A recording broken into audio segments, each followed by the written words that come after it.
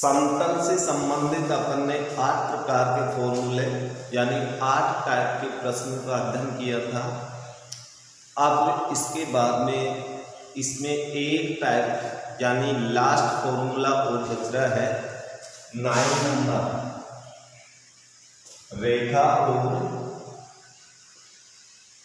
समतल के मध्य कोण, समतल के मध्य कोण, रेखा और समतल के मध्य कोण ज्ञात करें। तो ये केवल सदिश रूप में आपका फॉर्मूला है और सदिश रूप में जो फॉर्मूला होगा,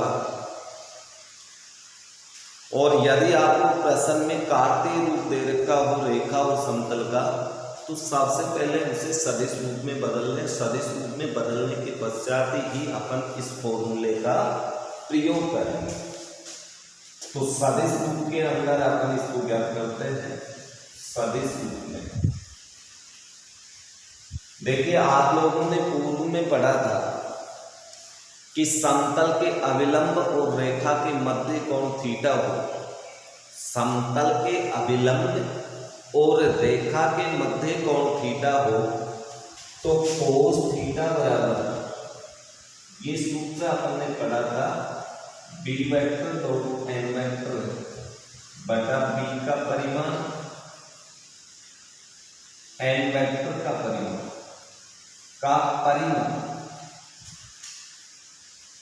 लेकिन रेखा और समतल के बीच का कोण ज्ञात करें। ये तो रेखा और समतल के अविलंब के बीच का कोण थीटा है, लेकिन रेखा व समतल के बीच कोण, इस बीच वाले कोण को अपन 90 माइनस थीटा लिख सकते हैं। यदि अविलंब में से अपन थीटा को घटा दें तो रेखा और समतल के बीच का कोण बचेगा। इसलिए अपने पास फॉर्मूला हो जाएगा कोस 90 माइनस थीटा बराबर बी डॉट एन वेक्टर बटा बी का परिमाण एन वेक्टर का परिमाण। इसका अर्थ ये हुआ कि कोस 90 minus theta means sine theta, अर्थात रेखा व समतल के मध्य के कोण के लिए आपको इस सूत्र का प्रयोग करना पड़ेगा। और ये सूत्र केवल सदिश रूप में है। यदि प्रश्न के अंदर रेखा और समतल कार्तीय रूप में दे रखे हों तो पहले आप उनको सदिश रूप में व्यक्त कर लें। तो ये अपना अंतिम फॉर्मूला है इस प्रश्नमाला का और अपनी प्रश्नावली कंप्लीट। अब इसके ऊपर आधारित अपन एग्जाम्पल देखें तो एग्जाम्पल नंबर 1, यहां पर हमें कार्तीय रूप के अंदर एक रेखा और समतल का समीकरण दे रखा है और इनके मध्य का कोण ज्ञात करना है। तो सबसे पहले तो आप इन्हें सदिश रूप में बदलेंगे। सदिश रूप क्योंकि अपन रेखा और समतल के बीच का कोण सदिश रूप में ही करते हैं। तो सदिश रूप में रेखा का समीकरण r बराबर a plus lambda B vector, ये अपनी रेखा का समीकरण होता है। और ए वेक्टर का अर्थ होता है जिस बिंदु से रेखा गुजरती है उसका स्थिति सदिश, और बी वेक्टर का अर्थ होता है कि दिक् अनुपातों के द्वारा जो सदिश बनेगा वो बी वेक्टर कहलाएगा। तो यहाँ दिक् अनुपात 2, 3 और 6 है, इनसे बी वेक्टर बनेगा। और ए वेक्टर आपका बनेगा, निर्देशांक देखिए इसके किस बिंदु से गुजरता है। ये गुजरता है -1, 0 प्लस 3 से। x1 का मान -1 है, y1 का मान 0 है और z1 का मान +3 है। तो इसलिए अपनी रेखा होगी -i + 3k कैप, ये तो ए वेक्टर बनेगा क्योंकि y1 का मान 0 है तो j कैप का गुणांक भी 0 होगा, प्लस लैम्डा बी वेक्टर अपना होगा 2i cap plus 3j cap plus 6k cap. ये तो आपने रेखा का सदिश समीकरण।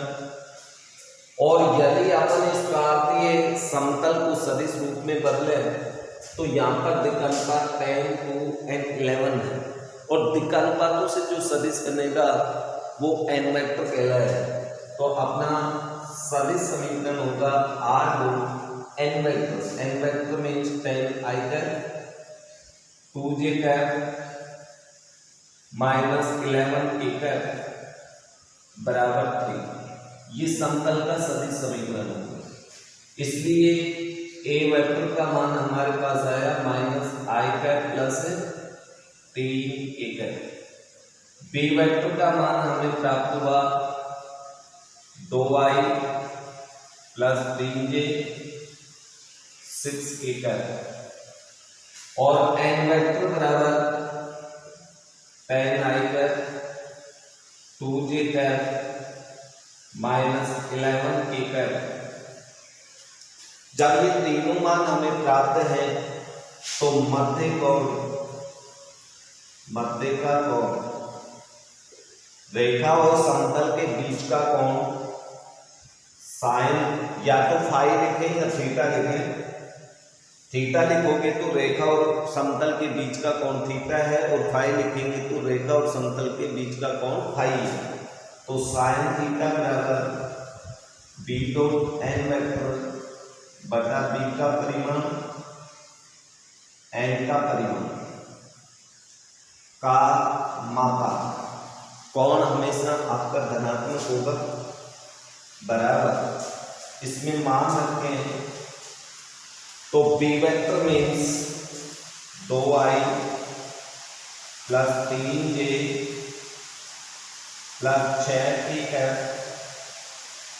2, n वेक्टर का मान 10i प्लस 2j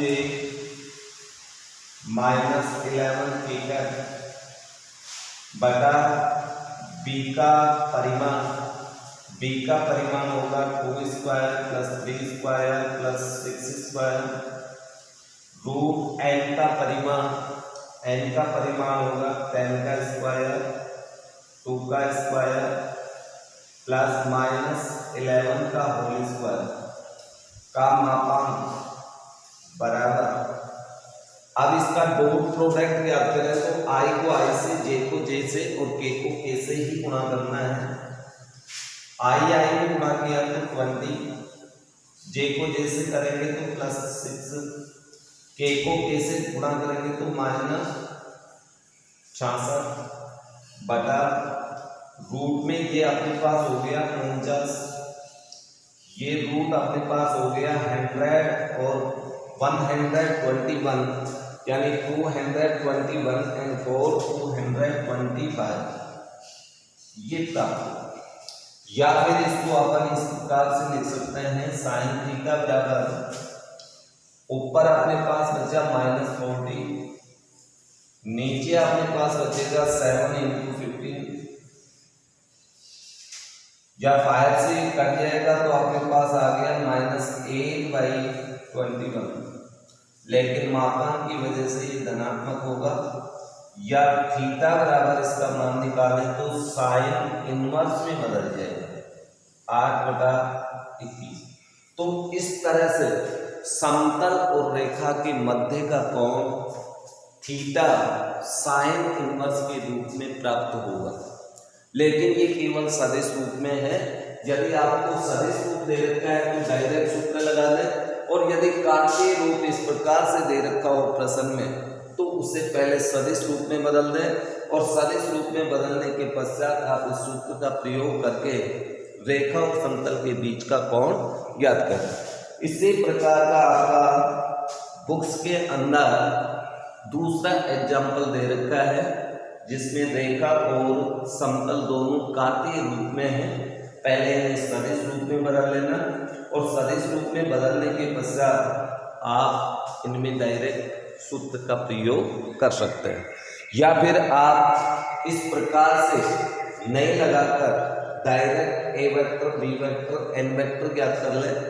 अब आपको कम से कम इतना तो नॉलेज हो गया होगा कि भाई ये A vector, B vector, N vector कैसे निकालते हैं, कार्तीय रूप में से इनको निकालना, इनको छांटना, इनको पहचानना। यदि ये चीज आपके समझ में आ गई तो थीटा का मान निकालना कोई बड़ी बात नहीं है।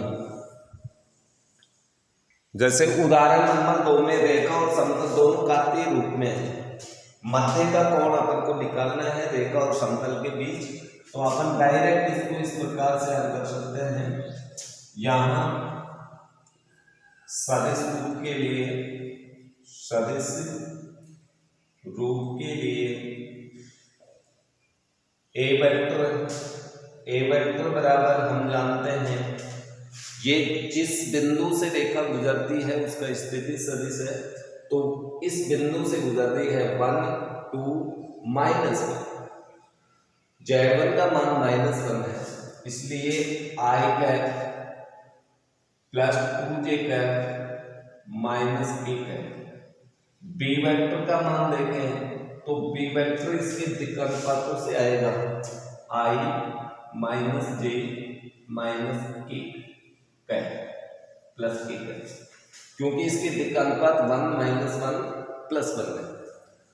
एन वेक्टर ये समतल के द्वारा निकलता है, इसके दिक् अनुपात देख लें, दिक् अनुपातों से जो स्थिति सदिश बनेगा plus I J and -K cap. अब मध्य का कोण रेखा व समतल के बीच को, समतल के बीच का कोण। अब कोण ज्ञात करें तो अपन डायरेक्ट यहां पर सूत्र लगाते हैं sine theta B dot N vector बटा बी का परिमाण एन का परिमाण का मान बराबर, मान रखते हैं बी वेक्टर का मान ये I - J + K है। डॉट प्रोडक्ट ज्ञात करेंगे एन वेक्टर के साथ जो है 2I - J + K है बटा परिमाण बी का परिमाण लेंगे तो अपने पास कितना आएगा 1² - 1² + 1² रूट एन का परिमाण 2 का वर्ग प्लस -1 का वर्ग प्लस 1 का वर्ग का मापा बराबर। डॉट प्रोडक्ट याद करते समय डॉट करना आता ही है आपको।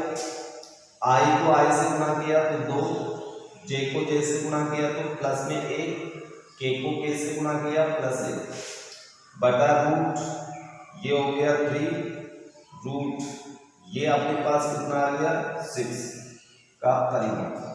ऊपर आपके पास मान आया कितना 4, नीचे आपके पास कितना आया √18 और √18 को अपन क्या लिख सकते हैं 9 × 2 यानी 4/√9 × 2 और 9 का वर्गमूल हम जानते हैं 3 होता है, 3√2 और ये धनात्मक है इसलिए साइन थीटा का मान ये होगा, या थीटा बराबर निकालें तो साइन इनवर्स 4/3√2। इस तरह से रेखा और समतल के मध्य का कोण आप लोग निकाल सकते हैं, जो कि बहुत ही सिंपल क्वेश्चन है।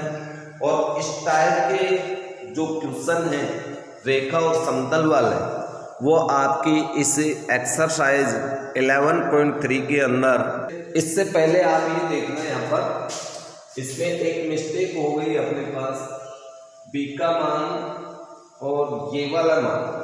तो यहाँ पर एन वेक्टर का मान रखते समय देखिए एक चिन्ह की गलती हुई है, ये प्लस में है और ये माइनस में है।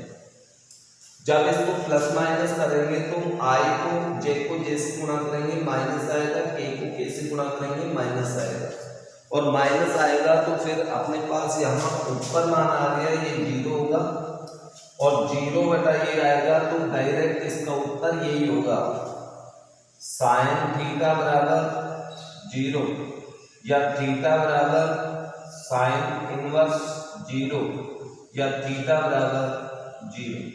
अर्थात समतल व रेखा दोनों समांतर हैं, बीच का कोण 0 आएगा इसमें। अब आपको 11.3 के अंदर जो इस टाइप के प्रश्न हैं वो देखिए, आप लोग इसी तरह से हल कर लेंगे। अब इस प्रश्नमाला में समतल से संबंधित सभी प्रकार के सूत्र अपने कंप्लीट हो गए और उन सूत्रों पर हमने एग्जाम्पल हल किए।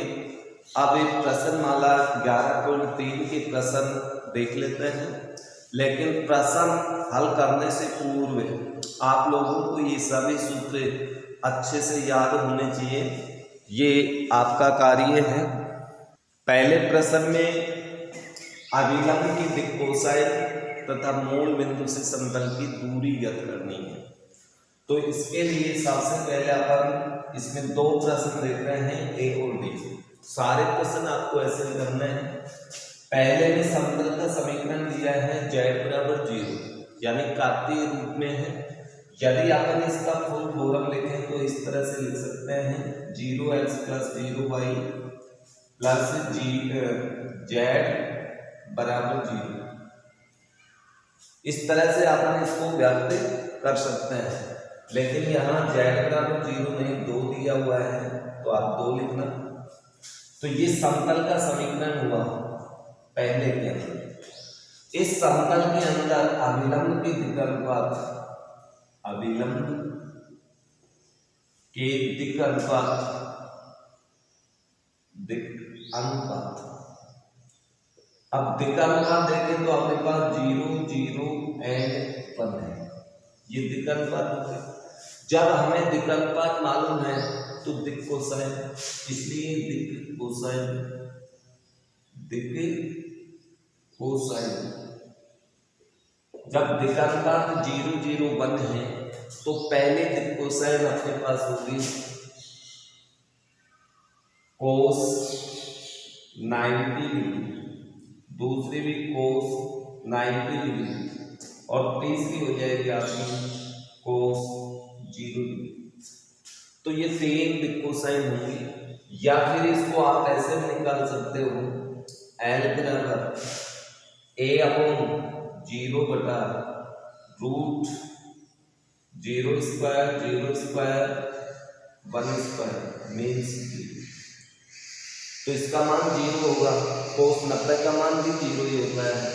n बराबर भी आपके पास 0 होगा, n बराबर आप याद करोगे तो 1/रूट 0 स्क्वायर 0 स्क्वायर 1 स्क्वायर करेंगे तो 1 आएगा और कोस 0 का मान 1 ही होता है।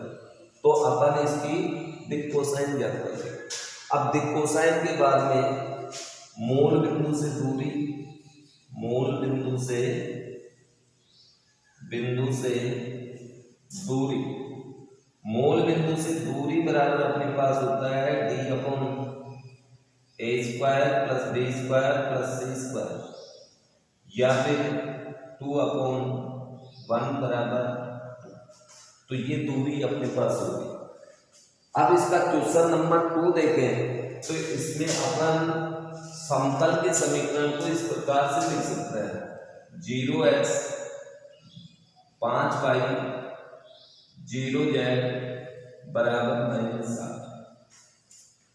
यदि इसको अपन हल करें तो दिक् अनुपात, अभिलंब की दिक् अनुपात क्रमशः 0, 5 एंड 0 है। तो दिक् कोसाइन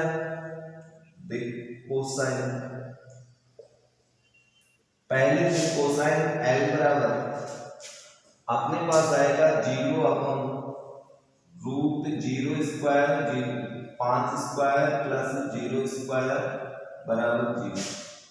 दूसरी दिक् कोसाइन n बराबर 5/रूट 5 का स्क्वायर यानी 1। तीसरी दिक् कोसाइन अपन याद करें n तो अपने पास आएगी 0।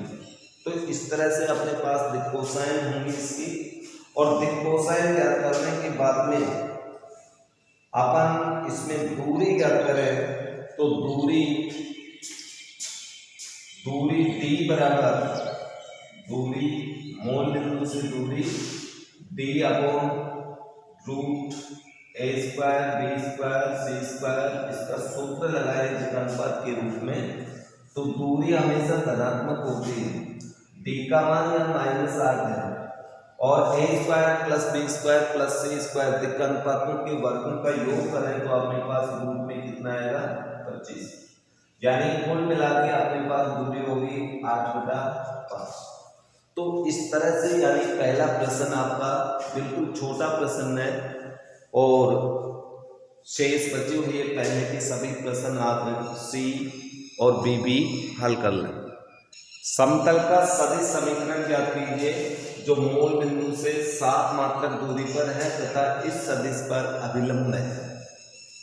तो अपन को यहाँ पर इस प्रश्न में दिया गया, एक तो d का मान है 7, दूसरा अपन को सदिश दे रखा है n vector 3i plus 5j minus 6k है। अब अपन को सदिश समीकरण ज्ञात करना है, और सदिश समीकरण का सूत्र अपन जानते हैं r डॉट n कैप बराबर d। तो n कैप ज्ञात करना पड़ेगा पहले, इसलिए n कैप, क्योंकि सदिश समीकरण के अंदर n कैप होता है। पहले नंबर पे जो सूत्र आपको लिखाया था समतल का, वो ये लिखाया था r डॉट n कैप बराबर d।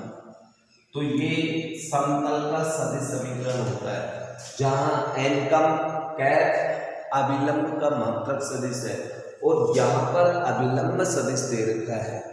तो यहाँ पर आपको अभिलंब का मात्रक सदिश ज्ञात करना पड़ेगा, और मात्रक सदिश का सूत्र होता है n वेक्टर बटा n का परिमाण।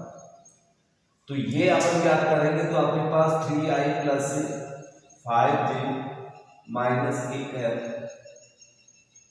बटा रूट 3 का स्क्वायर 5 का स्क्वायर प्लस माइनस 6 का स्क्वायर, या कुल मिलाकर के अपने पास आएगा n कैप बराबर 3i plus 5j minus 6k cap बटा रूट ऑफ 9 और 25 और 36, टोटल जोड़ेंगे अपन तो अपने पास हो गया 70।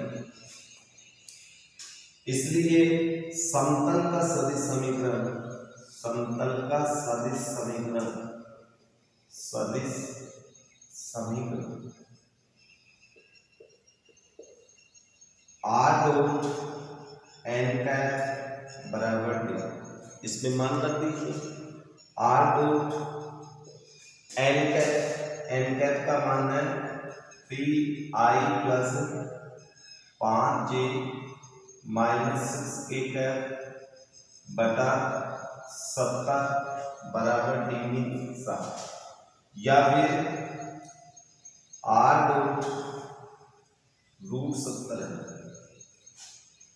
r dot 3i plus 5j minus 6k cap, और रूट 70 को उधर ले जाएंगे तो ये 7 इंटू रूट 70 हो जाएगा। ये अभिष्ट समतल का सदिश समीकरण है। यानी यहाँ प्रश्न समझाने का मकसद ये था कि प्रश्न को पढ़ने के पश्चात वो आपके इतना समझ में आ जाए कि आपको उसमें कोई बिंदु दे रखा है या अभिलंब सदिश दे रखा है, उसका कौन सा रूप ज्ञात करना है, उसमें सूत्र क्या होगा, तो हमें कौन से मान चाहिए, वो मान आप पहले निकालें और अंत में फिर सूत्र लगाएं। ओके, क्वेश्चन नंबर 3 में 3 प्रश्न दिए हुए हैं, जिसमें से पहला और दूसरा आप करना, तीसरा मैं आपको बता रहा हूं। इन समतलों को कार्तीय रूप में बदलें। यहाँ पर ये समतल सदिश रूप में दे रखा है, और कार्तीय रूप में बदलने के लिए सिर्फ आपको r वेक्टर का स्थिति सदिश रखना है। r वेक्टर का स्थिति सदिश रखेंगे तो आपके पास कार्तीय रूप के लिए ये लिख देना कार्तीय रूप के लिए आर वेक्टर का मान एक्स आई कर वाई के कर प्लस जेड के कर डॉट दूसरा अपना सदिश है एस माइनस 2t आई कर प्लस 3 माइनस t जे कर plus 2s minus plus t के कर बराबर 15। अब इन दोनों का डॉट प्रोडक्ट करेंगे तो i को i से गुणा करना है, j को j वाले घटक से गुणा करना है, k वाले को k से गुणा करना है। i को गुणा करेंगे तो i का मान तो एक हो ही जाएगा i डॉट i और गुणा अदिश घटक होंगे तो आपके पास पहला आएगा s minus 2t x plus दूसरा आ जाएगा 3 माइनस t y k को k से गुणा करेंगे तो आपके पास आएगा 2s प्लस t z बराबर 15।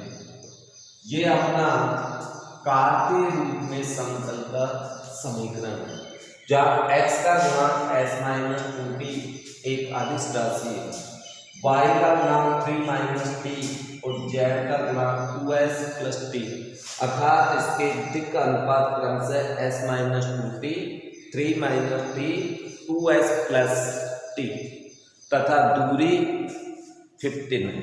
ओके, क्वेश्चन नंबर 4 में आपसे ये पूछा गया है दिए गए समतलों के मूल बिंदु से खींचे गए लंब के पाद निर्देशांक ज्ञात कीजिए। अब देखिए लंब के पाद निर्देशांक यदि आपको सूत्र पहले नहीं लिखाया तो आप लिख लीजिए लंब के पाद निर्देशांक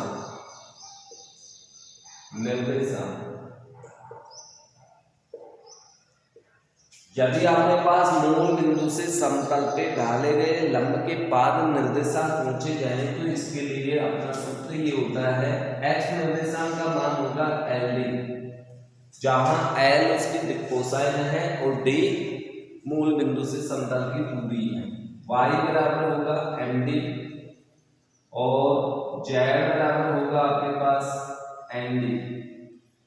अर्थात दिए गए समतल में दिक् कोसाइन मालूम होने चाहिए और यहाँ पर अपने पास b वाले प्रश्न को हल कर रहे हैं। शेष प्रश्न आपको इसी प्रकार से करने हैं। दिया गया समतल कार्तीय रूप में है लेकिन ये व्यापक रूप में नहीं है अर्थात मानक रूप में नहीं है, ये अचर राशि इधर होनी चाहिए। तो यहाँ पर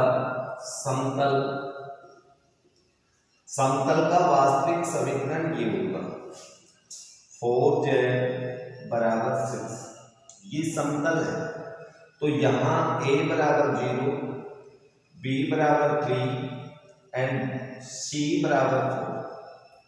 जब abc के मान ये हैं तो अपने पास इसलिए root a square plus b square plus c square इसका मान ज्ञात करें तो अपने पास आएगा 0 का वर्ग 3 का वर्ग प्लस 4 का वर्ग बराबर रूट ऑफ 25 बराबर 5।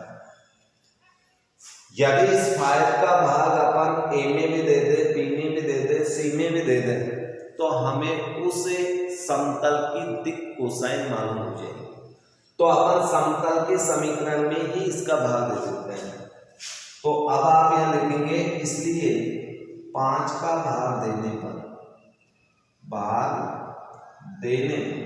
जब 5 का भाग देंगे अपन तो 3/5y प्लस 4/5z बराबर 6/5 ये समतल का दिक् कोसाइन के रूप में सूत्र हो गया।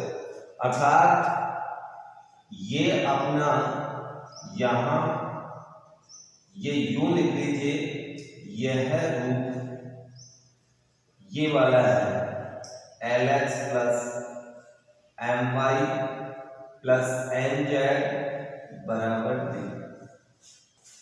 ये रूप है। तो इस रूप से तुलना करके, इसलिए n बराबर अपने पास 0 है, m बराबर 3/5 है, n बराबर हमारे पास 4/5 है और d का मान हमारा प्राप्त हुआ 6/5। इसलिए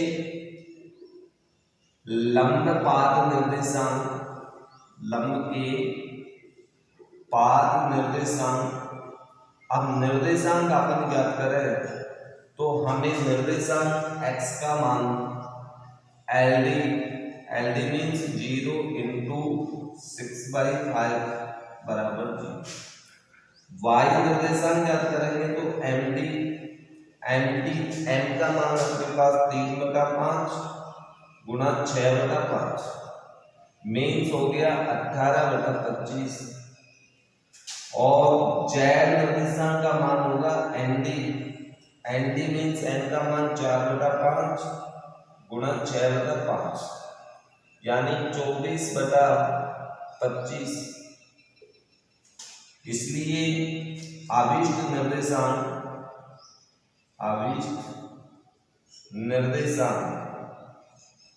अब यदि आविष्ट निर्देशांक लंब पाद के देखें तो 0, 18/25 एंड 24/25 ये अपना उत्तर होगा। और इस प्रश्न के क्वेश्चन नंबर 4 के सभी प्रश्न ऐसे ही करने हैं। लंब के पाद निर्देशांक सूत्र नहीं लिखा रहता है तो आप ये लिख लें। क्यों? क्योंकि इसमें दिक् कोसाइन तथा दूरी को गुणा करने पर ही उसका निर्देशांक प्राप्त होगा। तो आपको समतल का समीकरण दिक् कोसाइन के रूप में ज्ञात करना पड़ेगा। यदि कार्तीय रूप दे रखा है तो कार्तीय रूप में हमेशा दिक् अनुपात होते हैं और दिक् अनुपातों से आप उसे दिक् कोसाइन के रूप में बदल लें। दिक् कोसाइन के रूप में बदलने के पश्चात दूरी और दिक् कोसाइनों को क्रम से गुणा करोगे तो उसके निर्देशांक आपको प्राप्त हो जाएंगे। क्वेश्चन नंबर 5 है, निम्न अनुबंधों के अंतर्गत समतल का सदिश समीकरण ज्ञात कीजिए और साथ में कार्तीय समीकरण भी ज्ञात करें। अब यहाँ पर आपको प्रश्न समझना होगा कि भाई प्रश्न में हमें क्या दे रखा है, किस फॉर्मूले का प्रयोग करें।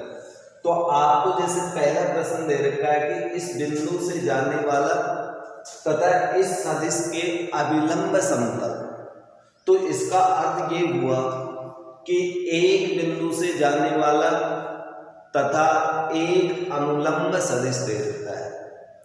दिए हुए सदिश के अनुलंब तथा एक बिंदु से जाने वाले समतल का समीकरण। तो आप यहाँ पर आंसर जब लिखेंगे तो आपको ये फॉर्मूला लगाना पड़ेगा। बिंदु का सदिश हमेशा ए वेक्टर लिखते हैं I - 2k एंड ये अनुलंब सदिश है। अनुलंब सदिश को अपन n वेक्टर कैपिटल n लिख दो चाहे स्मॉल n लिख दो, I J K। अनुलंब सदिश को वैसे n कैपिटल n वेक्टर से ही दर्शाया जाता है। इसलिए समतल का सदिश समीकरण, अब इसमें आपको 2 नंबर वाले फॉर्मूले का प्रयोग करना पड़ेगा। सदिश समीकरण, अब इस समीकरण के लिए अपन r - a vector dot capital N vector बराबर 0 इस सूत्र का प्रयोग करें। इसमें मान रखेंगे तो r vector minus a vector means I - 2k dot के लिए बड़ा कोष्ठक लगा लें, I + j + k बराबर 0। ये अपना एक उत्तर हो गया सदिश। और कार्तीय रूप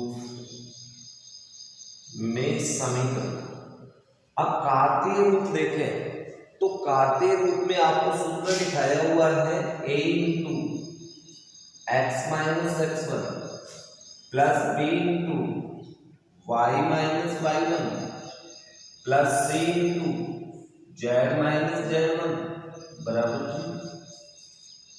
एक बिंदु से जाने वाले और दिए हुए सदिश के अनुलंब समतल का कार्तीय समीकरण।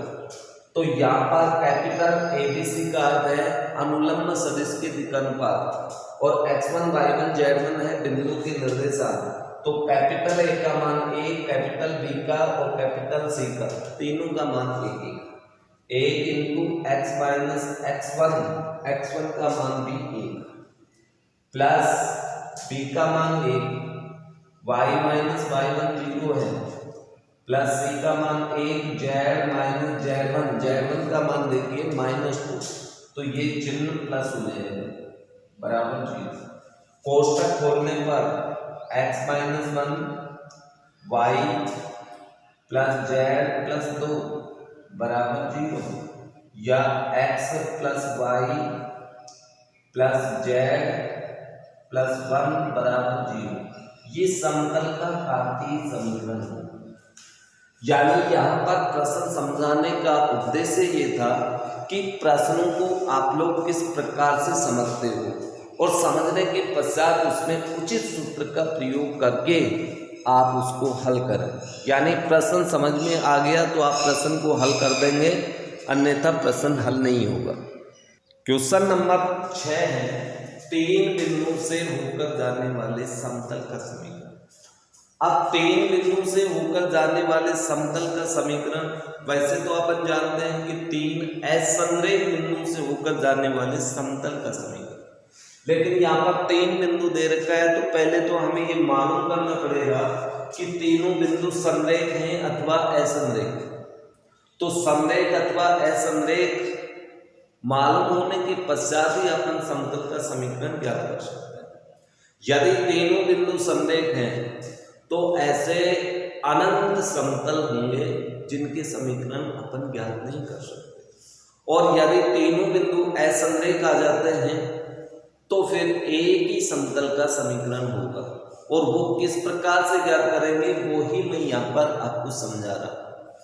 देखिए सबसे पहले मैं ये मान लेता हूँ कि एक बिंदु से जाने वाले समतल का समीकरण, बिंदु 1, 0 से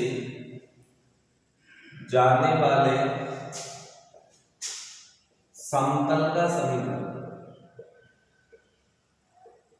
एक बिंदु से जाने वाले समतल का समीकरण पहले ज्ञात कर लेते हैं।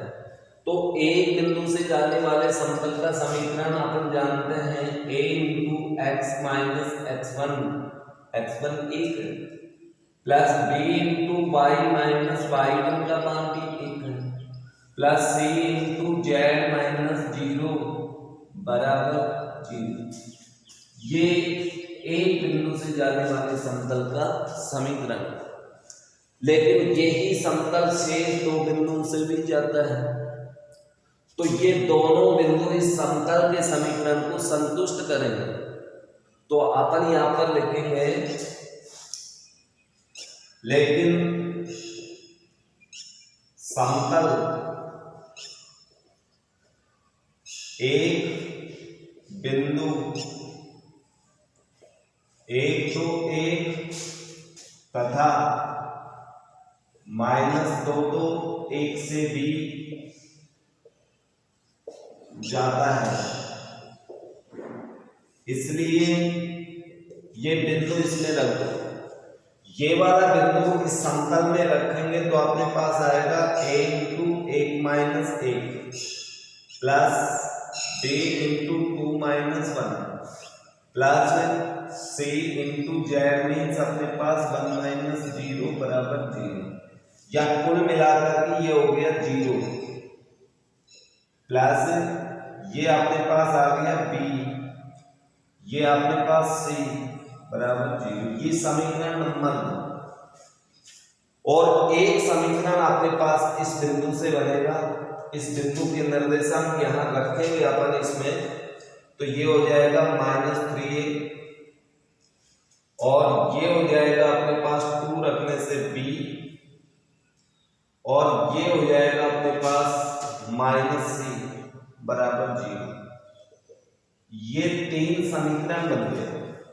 अब इन तीनों समीकरणों में से आप ये देख लें कि ये 2 नंबर और 3 नंबर का जो समीकरण बना, इसके गुणांकों का अनुपात निश्चित हो या फिर ये बिल्कुल सेम हो दोनों समीकरण, तो तीनों बिंदु समरेख होंगे और ऐसे स्थिति में अनंत समतल होगा।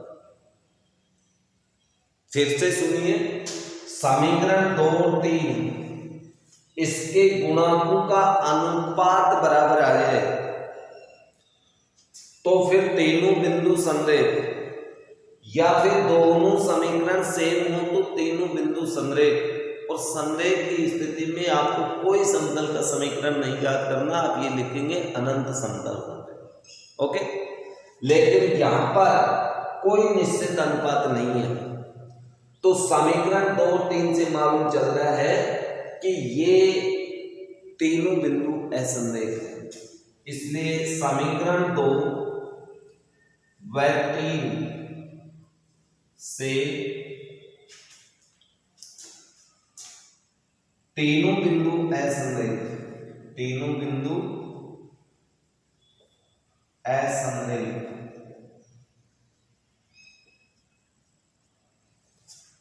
इसलिए समतल का आविष्ट समीकरण, समतल का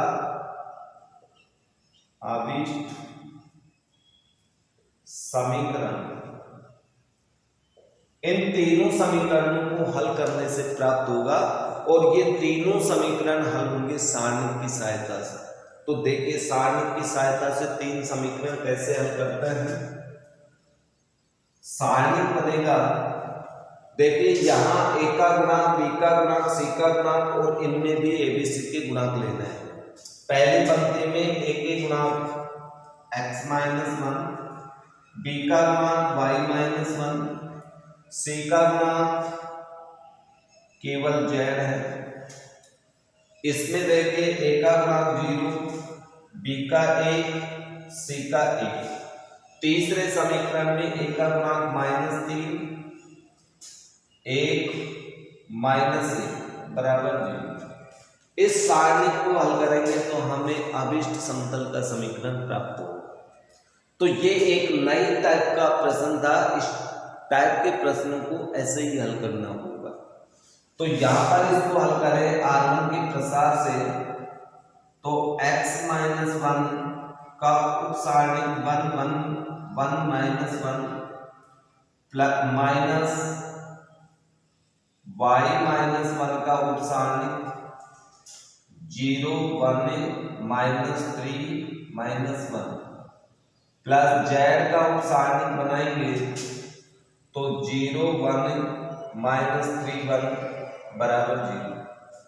इसको हल करें तो x-1 इंटू -1 -1 -y-1, इसको हल करेंगे तो 0 प्लस 3, z इंटू 0 प्लस 3 बराबर 0।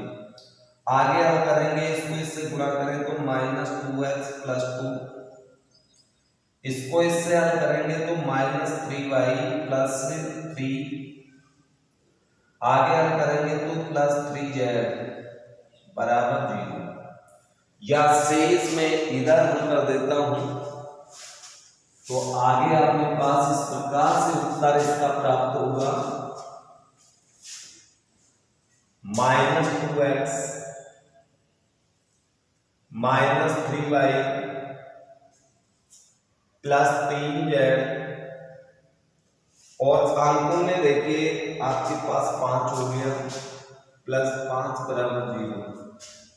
या इसमें से माइनस चिन्ह कॉमन ले लिया जाए या माइनस से मल्टीप्लाई कर दिया जाए तो आपके पास 2x प्लस 3y -3z -5 बराबर 0, या 2x प्लस 3y -3z बराबर 5। ये अभिष्ट समतल का समीकरण होगा जो कि इन 3 असमरेख बिंदुओं से होकर जाता है उस समतल का समीकरण। तो इस तरह से अपन तीन असंरेख बिंदु से होकर जाने वाले समतल का समीकरण ज्ञात करते हैं। पहले एक बिंदु से जाने वाले समतल का कार्तीय समीकरण ज्ञात कर लेना, फिर वो ही समतल दो बिंदुओं से गुजरेगा, दो समीकरण आएंगे, दोनों समीकरणों के गुणांकों के अंदर अनुपात बराबर हो तो संरेख होंगे, अन्यथा असंरेख। तो यहाँ पर गुणांकों का अनुपात बराबर नहीं है, असंरेख। असंरेख है तो इन दोनों तीनों बिंदुओं से जाने वाले समतल का समीकरण इस सारणी का मान 0 होगा, जिसमें पहला, दूसरा और तीसरे समीकरण में कैपिटल ABC के गुणांकों के द्वारा पंक्ति और स्तंभ बनाए गए। इसको आप हल कर लेना, अभिष्ट समतल का समीकरण प्राप्त हो जाएगा। ओके, सातवां प्रश्न है, काटे गए अंतःखंडों का मान ज्ञात कीजिए। समतल निर्देशीय अक्षों पर जो अंतःखंड काट रहा है उनकी मान ज्ञात करो। अब अंतःखंड ज्ञात करने के लिए ये अपन को पता है कि समतल को पहले उसको अभिलंब रूप में व्यक्त करना पड़ेगा, तो इससे पहले अंतःखंड रूप में व्यक्त करना पड़ेगा। तो अंतःखंड रूप में लिखिए आप, तो आप यहाँ लिखेंगे समतल का अंतःखंड रूप में व्यक्त करने पर ये 2x plus y minus Z बराबर 5 है। अपन जानते हैं अंतःखंड रूप में बराबर में 1 होता है, तो बराबर 1 लाने के लिए 5 का भाग देना पड़ेगा, और जब RHS में 5 का भाग देंगे तो सभी पदों में आपको 5 का भाग देना पड़ेगा। 5 से भाग देने पर जब 5 से भाग देंगे तो 2/5x 1/5y माइनस 1/5 जेड बराबर 1। या फिर इसको हम ऐसे भी लिख सकते हैं, x/5/2 प्लस y/5 माइनस जेड/5 बराबर 1। ये अभिष्ट समतल का अभिलंब रूप है, अंतःखंड रूप है, सॉरी अंतःखंड रूप में, इसलिए अंतःखंड रूप x/a y/b z/c बराबर 1 से तुलना करने पर, जब इसकी तुलना करेंगे अपन तो a बराबर अपने पास 5/2, b बराबर अपने पास 5 एंड c बराबर -5। इसलिए अभिष्ट अंतःखंड